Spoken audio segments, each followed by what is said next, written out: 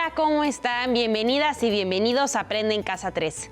Espero que ya estén tan emocionados y contentos como la maestra Gaby Rivas y yo por comenzar con esta sesión de español para sexto grado. Maestra Gaby, bienvenida. Muchas gracias, María, y espero que se encuentren de la mejor forma posible, alumnas y alumnos de sexto grado. Me alegra poder volver a saludarlos hoy en su clase de lengua materna. A mí también ya me emociona muchísimo comenzar con esta clase, Gaby. Les recuerdo que si por algún motivo no pudieron acompañarnos en alguna sesión o si quieren repasar o fortalecer algún aprendizaje, pueden ver las clases anteriores en el portal de Aprende en Casa 3. Hoy continuaremos trabajando con la práctica social del lenguaje 11, conocer una canción de los pueblos originarios de México. Ay, qué bueno. El trabajo que hemos realizado en las 3 sesiones anteriores me ha fascinado por 2 razones.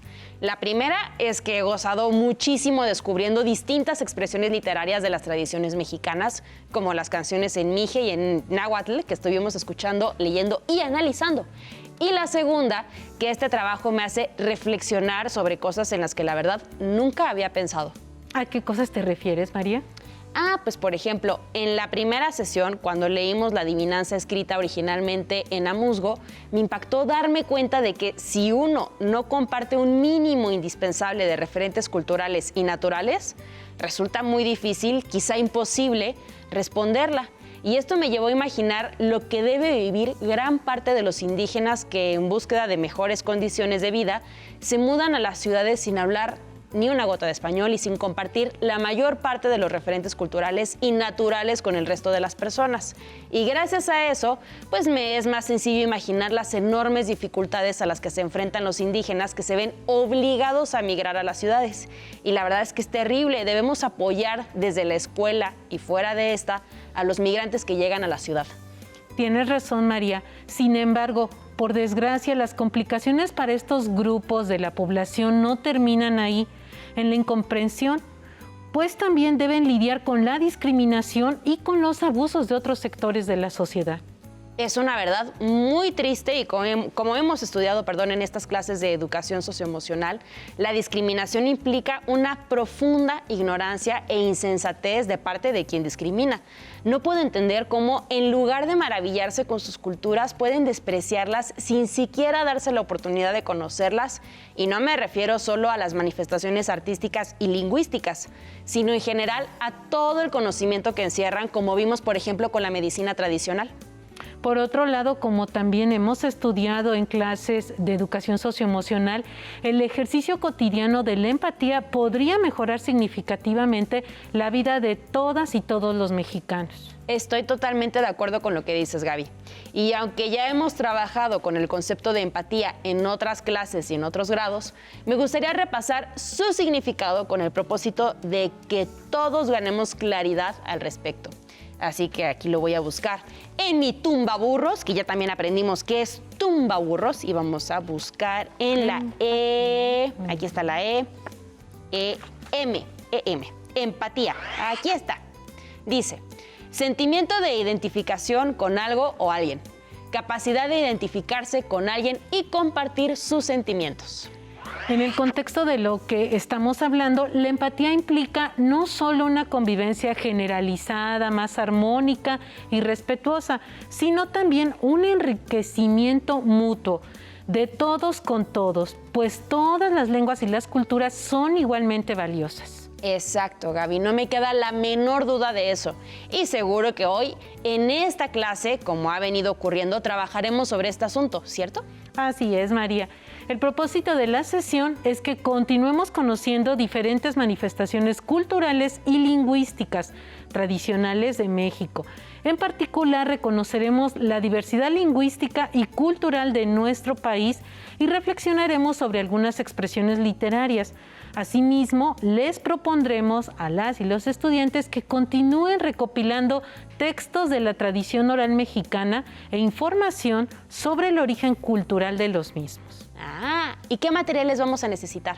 Necesitamos tu cuaderno, libro de texto de español, algo con que anotar y, de ser posible, un tumbaburros. Perfecto, ya los tenemos aquí a la mano. ¿Y qué texto literario vamos a leer hoy? De nuevo tendremos una sesión muy nutrida.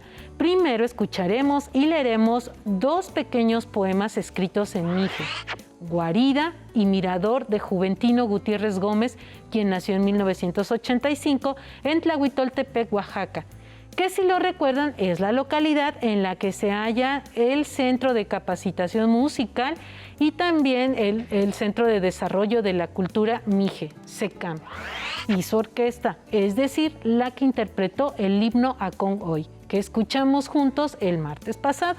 Ah, esto se oye muy atractivo. Yo quiero seguir conociendo la cultura mije. Oye, Gaby, ¿qué otros textos vamos a leer?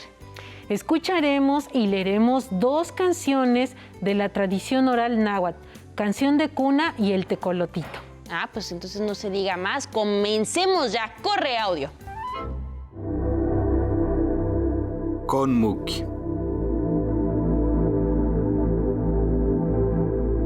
Juventino Gutiérrez.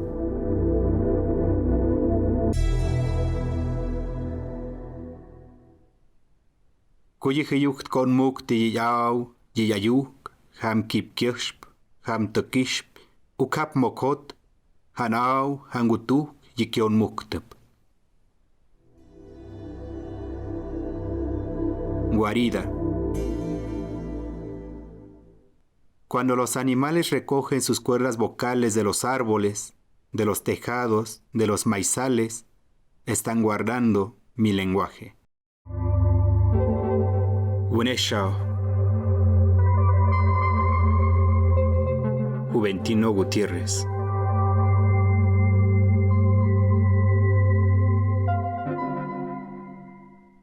Yipo hamchung uneshtauk, kyoeshnashp, hatsena yamucht.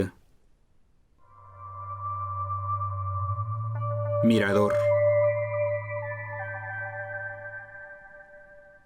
La luna, desde su balcón azul, observa la antigüedad de los ocotes. Antes de comentar los poemas, quiero leer la referencia. Gutiérrez Juventino, Mije, México, Televisión UNAM, 2019, colección Lenguas de México, disponible en el enlace electrónico que ves en tu pantalla, Juventino Gutiérrez, 7100-831, consultado el 13 de abril del 2021. Y ahora sí, estudiantes en casa, ¿qué les parecieron los poemas? ¿Y tú, María, qué opinas? Pues, Gaby, lo primero que les puedo decir es que el sonido del náhuatl y el del mije son completamente diferentes. Aunque el mije no me suena tan tierno como el náhuatl, encuentro también una musicalidad muy especial. Pues parece como si a través de las palabras retumbara una especie de melodía ancestral. María, qué bella descripción acabas de hacer sobre la manera en que te suena el mije. ¿Qué puedes decirme sobre el contenido de los poemas? Pues me sorprende que todas las descripciones saludan a la naturaleza y en ese sentido es como si la naturaleza constituyera el centro del mundo del hablante. Es cierto, María. Como pueden ver en pantalla, la mayor parte de los sustantivos hacen referencia a elementos de la naturaleza, lo cual, si lo recuerdan, es un punto en común con los demás textos en lengua indígena que hemos escuchado y leído. Exacto. Y también llaman mi atención la brevedad de los poemas y sobre todo su carácter reflexivo, el cual supongo que se relaciona precisamente con la manera de concebir la naturaleza y la existencia. ¿Por qué hablas de un sentido reflexivo, María? Porque es lo que me sugiere, por ejemplo, la imagen de la luna observando no a los ocotes en sí mismos, sino su antigüedad. Comparto tu apreciación, María. Los poemas son simples solo en apariencia, pues como acabas de ejemplificarlo, más allá de la belleza de las imágenes poéticas que incluyen, poseen un espíritu reflexivo y son muy plásticos. Sí, y esos rasgos ya los habíamos hallado en los poemas de Nezahualcóyotl, de Cuauhcuauhtzin y de Natalia Hernández. Sí, María, qué bueno que lo recuerdas y por lo que comenzamos a mirar ayer, ese aspecto también distingue la música de los pueblos indígenas. A continuación veremos la segunda parte de la entrevista con el etnomusicólogo Gonzalo Camacho, que como recordarán trata sobre las formas en que los pueblos indígenas de México conciben la música. Ay, qué bueno que vamos a terminar de ver la entrevista. Hay varias ideas que me sorprendieron mucho, como que la música sea empleada para codificar y simbolizar el saber y el hacer de los pueblos indígenas. Sí, es muy interesante el que la música para los pueblos indígenas constituya una expresión de la memoria cultural. Corre video. En toda la experiencia que has tenido, Gonzalo, digamos, a ti como experto, digamos, en tu parte humana, ¿cuál es la música o cuál es el pueblo cuya música te haya impactado más y que te haya generado y por qué? Bueno, es muy difícil responder porque cada vez que estoy en una cultura en particular, me emociono tanto y me siento tan identificado con ella que pienso que en ese momento esta es la música que más me gusta, pero en el momento que cambio y voy a otra región, digo, no, esta es la música que más me gusta. Y cuando voy a otra más, me encuentro maravillado, ¿no? Yo he llegado más bien a tener en un momento dado un conflicto de, bueno, ¿qué es lo que más me gusta? Y finalmente llego a la conclusión que todo. Llego a la conclusión que me identifico con cada una de estas culturas musicales, ¿no?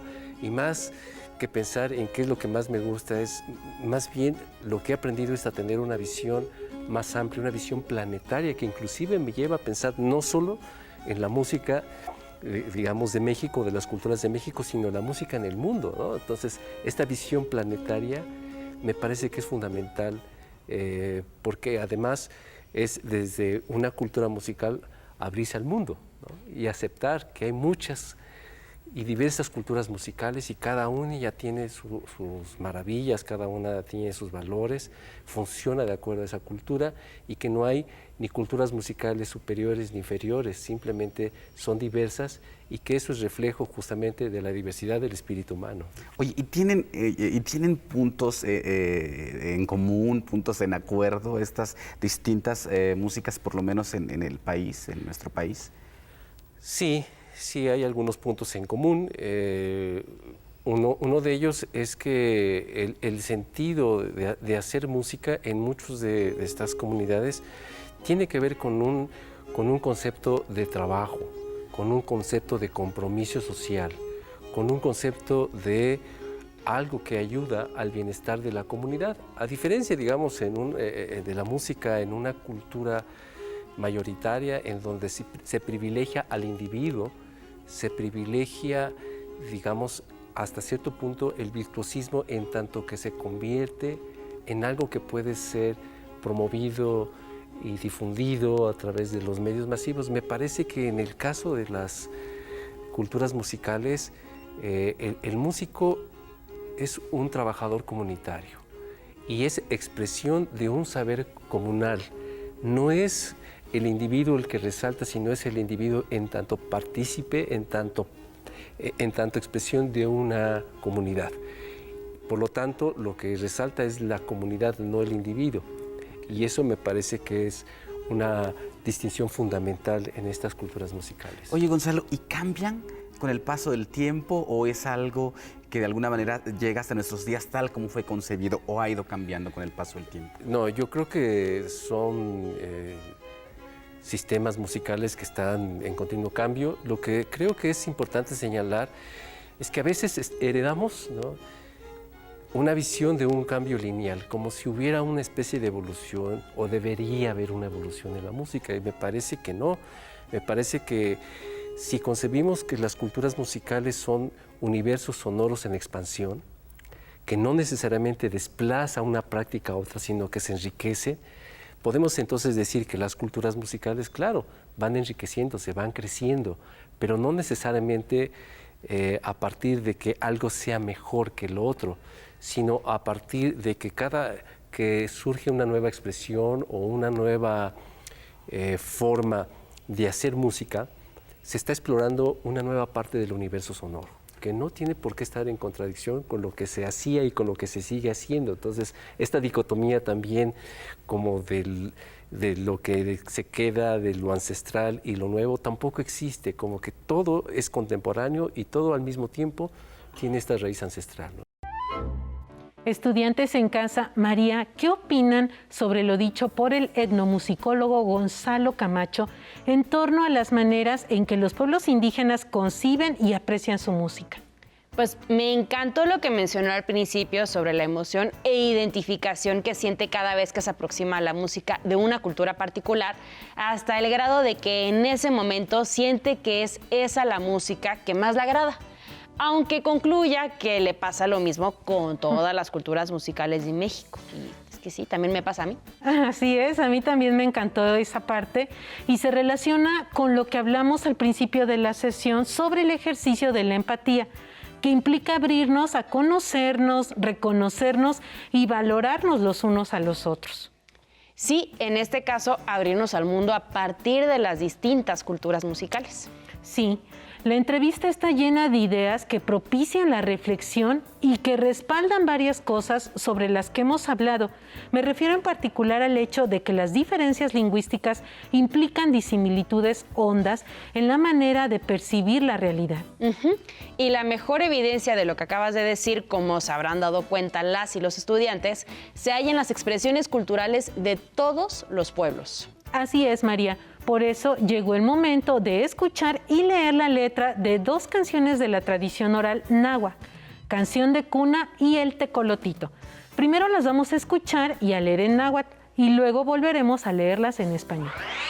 En el caso de Canción de Cuna, se sabe que es muy antigua y que era conocida entre los nahuablantes de Guerrero, estado en el que José Raúl Helmer Pickham la grabó en 1962 en el poblado de Ameyaltepec. La intérprete es Concepción de la Cruz. ¿Y qué información existe sobre el tecolotito? Se desconoce el nombre del intérprete, pero se sabe que fue grabada por la misma persona, el mismo año y en el mismo lugar que Canción de Cuna, es decir, por José Raúl Helmer Pickham en 1962 en Ameyaltepec, Guerrero. También se trata de una canción antigua.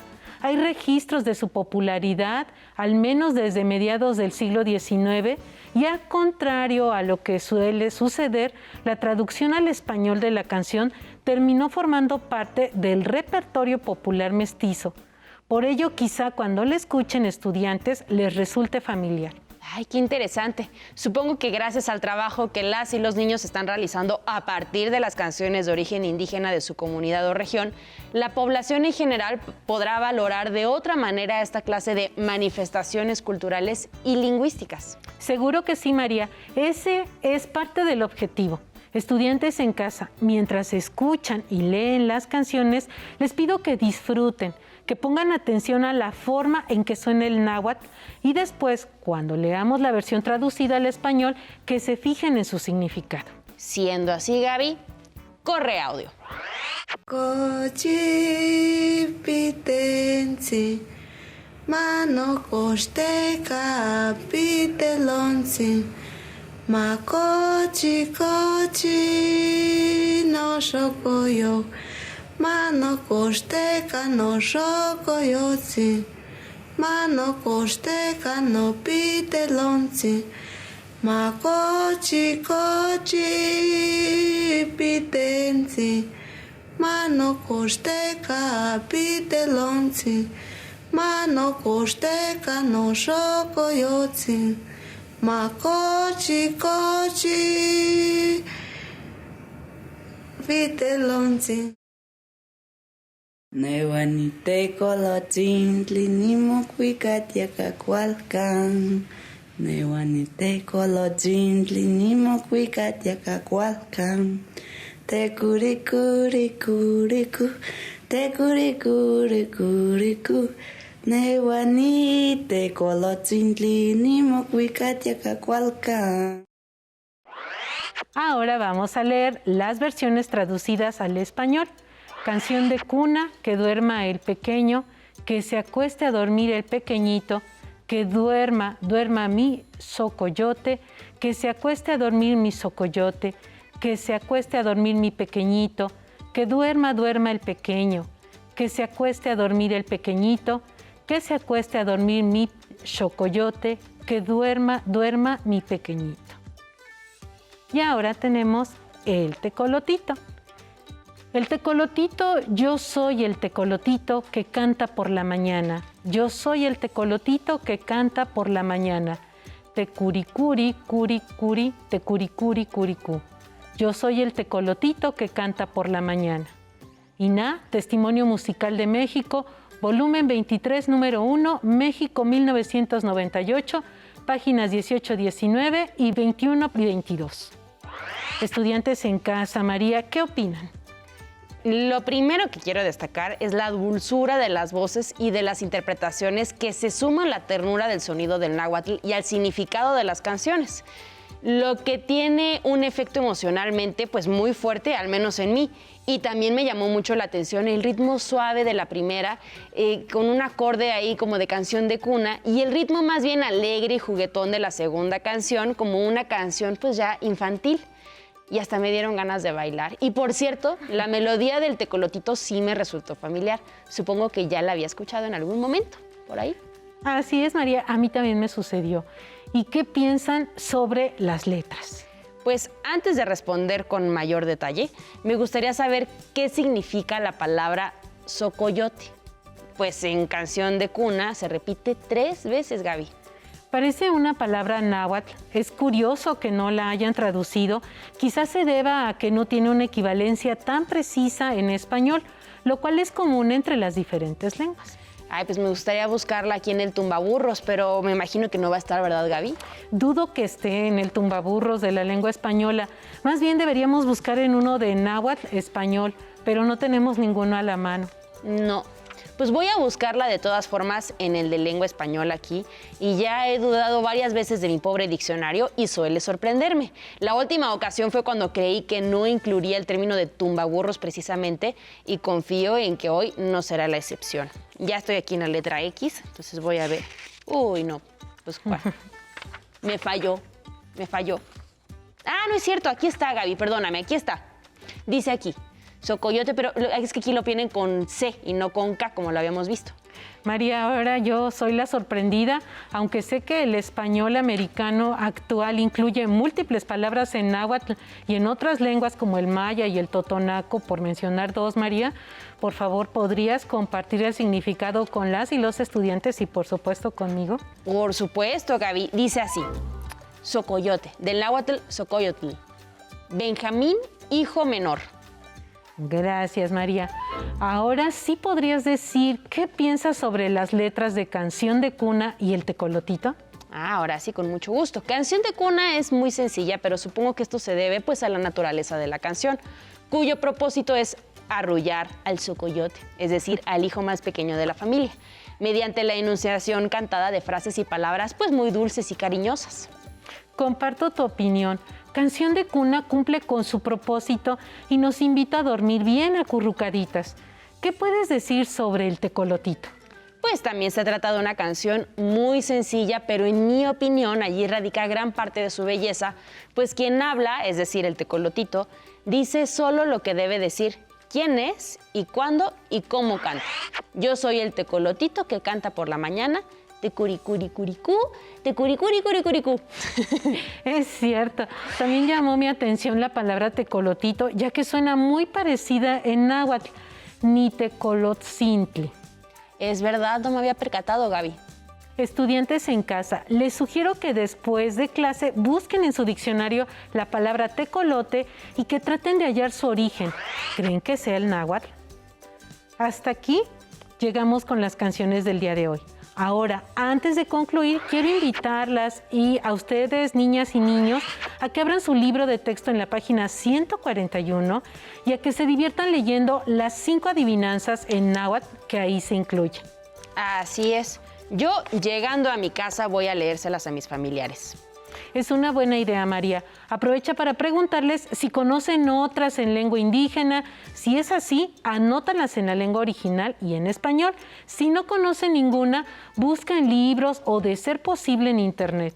Estudiantes en casa, les sugiero que hagan lo mismo y que piensen en la posibilidad de incluirlas en los carteles que elaborarán como producto final, en los que escribirán la canción que seleccionaron y sobre la que investigaron. También aprovecho para sugerirles que traten de conseguir la mayor información que les sea posible relacionada con las adivinanzas que escriban. Eso es lo que yo haré, Gaby. ¿Y cuáles son los datos base que recomiendas que tengamos en cuenta? los mismos que revisamos la clase anterior y que ahora pueden ver en pantalla. Grupo étnico, lengua, ocasiones en las que se enuncia, temáticas, significado social y todo lo que puedan averiguar. Pues así lo haremos, Gaby. Muchísimas gracias por esta sesión. Al contrario, María. Si te es posible, consulta otros libros y comenta el tema de hoy con tu familia. Si tienes la fortuna de hablar una lengua indígena, aprovecha también este momento para practicarla y platica con tu familia en tu lengua materna. Por hoy hemos terminado con más poemas, canciones y adivinanzas en lengua indígena, de lengua materna español, 6º grado. Y espero que lo hayan disfrutado tanto como la maestra Gaby y yo. A continuación, historia. Nos vemos hasta la próxima. Pero antes, a movernos un poco.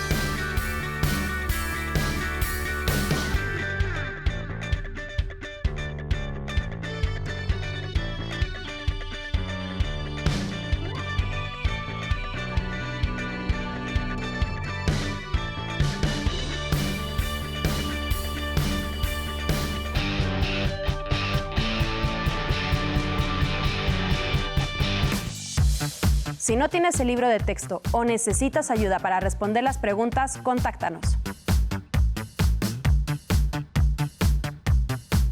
Para apoyo pedagógico, hay maestras y maestros de lunes a viernes de 8 a 20 horas en el teléfono 55 41 72 04 13, con 100 líneas.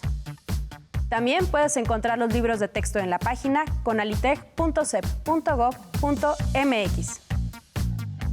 Si quieres volver a ver los programas de Aprende en Casa, los puedes encontrar en la siguiente liga: aprendeencasa.cep.gov.mx.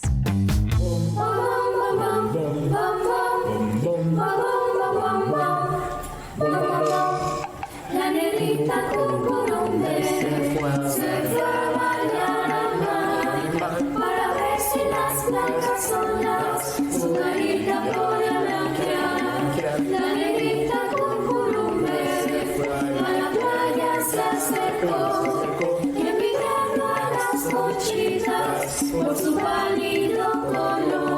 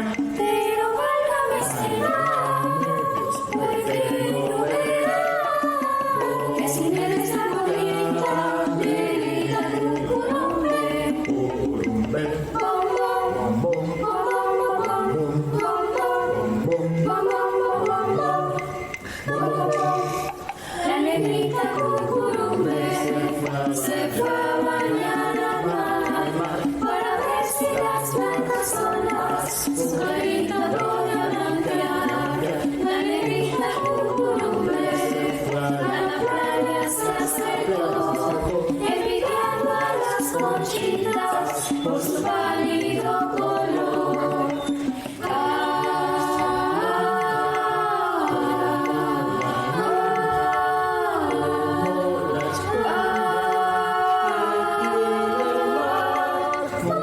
Un pescado como un risa se acercó y moviendo la colita le preguntó: pero válgame mujer, ¿por qué no le da? Que bonita su carita, negrita cucurumbe. Sí, señor. ¡Atención! ¡Atención! A continuación, información importante. A este número puedes llamar cuando tú o alguien cerca de ti tenga una emergencia.